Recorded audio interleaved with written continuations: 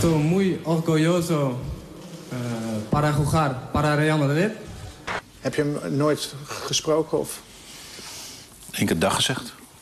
Ja, dat was het. Nee, maar en toen is hij meteen naar Spanje gegaan. Ja. Je hebt nou dubbele identificatie. Want nou is zowel Real Madrid is onze club... als gewoon de Nederlandse clubs. Waar heel veel buitenlanders spelen. Want daar staan er geloof ik ook 10 in. Ja. Jij was regisseur van de prijswinnende film All Stars. Ja. Dat ging over Nederlandse jongens. Ja, die heel slecht konden voetballen. wel heel leuk. Ja. De regel is natuurlijk dat het op het ogenblik eigenlijk dramatisch slecht gaat in de Hoe slecht auto-industrie. gaat het? Ik denk dat het sinds de Tweede Wereldoorlog niet zo slecht is gegaan. Het heeft deels te maken met de financiële problemen in Amerika. Maar het heeft ook te maken met de angst voor de recessie. Of die komt en hoe erg het wordt, dat weten we niet natuurlijk. De topmannen van de 3 grote autobedrijven in de United States... die kwamen om geld bedelen. Of ze nou steun van de overheid krijgen of een faillissement... wat met name voor Chrysler en General Motors niet uitgesloten is...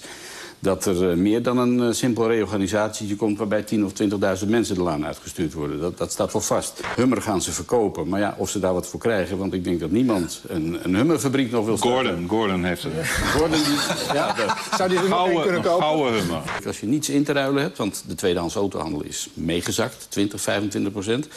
En je zegt, ik heb geen financiering, ik wil die auto hebben... die kleur staat me aan, ik wil hem nu meenemen... maar ik wil 10-15% korting... Dat gaat lukken. 15%?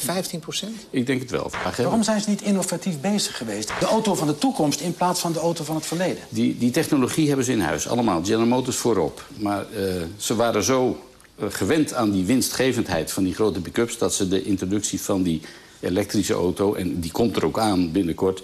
dat ze die voor zich uitgeschoven hebben. Maar dat is dan toch slecht ondernemerschap? Het is slecht En dan ondernemerschap. moet nu de Amerikaanse belastingbetaler voor opdragen. En de Amerikaanse belastingbetaler. Het is een schande. Ja, nee, ik vind het zo onlogisch. Doe er wat aan. Het is zo onlogisch. Doe er wat aan. Ik was 3 weken geleden in Los Angeles op de show... en dat was een soort kerkhof eigenlijk. Jean van der Velde. Gaat u gang. Goed. Regisseur, scenario schrijver van de film Wit Licht. Film met Marco Borsato over kindsoldaten in Afrika. Mijn eerste gedachte was, wat voor een soort karakter moet hij spelen? Ja. Mijn eerste gedachte zou zijn als ik regisseur was... mijn god, wat moet ik met Marco Borsato? Nee, helemaal niet. Nee? Nee, hij wilde een film maken. Ja.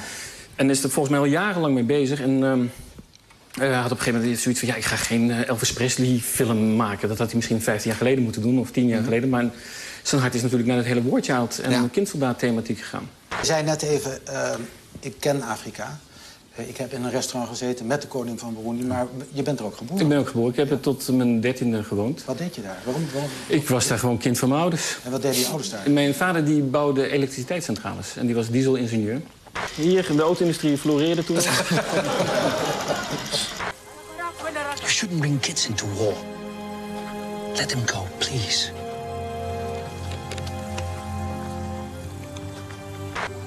How old were your soldiers in Vietnam?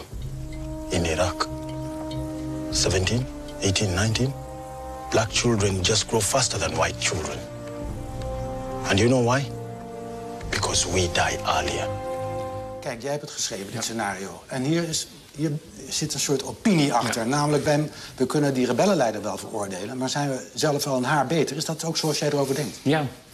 Ik vind een kind van 17... die is heel erg ontvankelijk voor de peer pressure, zou ik maar zeggen. De druk van zijn gelijk en van zijn groep. En als de ene gaat, dan gaan die anderen ook naar Irak en naar Kosovo, of waar ze maar naartoe gaan. Als je zo'n oeuvreprijs krijgt, dan denk je... jeetje, blijkbaar is mijn oeuvre compleet. En moet ik weg of zo? Dat was mijn eerste gedachte, inderdaad. Het is een soort van keurige oprotpremie van het publiek bestel. De München is natuurlijk zo in het nieuws gekomen... omdat Palestijnen daar uiteindelijk een aantal Israëlische sporters hebben gegijzeld... en uiteindelijk ook hebben vermoord. Ja. Maar de schrijvende journalist ging er naartoe. De schrijvende journalist ging er naartoe. Ja. En die kwam terug als jouw collega eigenlijk. Laten zien wat er gebeurt. Since you're such a liar. Because, as we know, all journalists are liars. But back to the question. No, just kidding.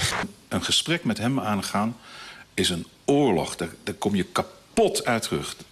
En dan krijg je zulke gekke uitspraken. Ja. Wat wil je nou het liefst? Nu. Nu? Een zoen. En het leuke van Yvonne is altijd geweest... en tot op de dag van vandaag, ze is gewoon Yvonne gebleven.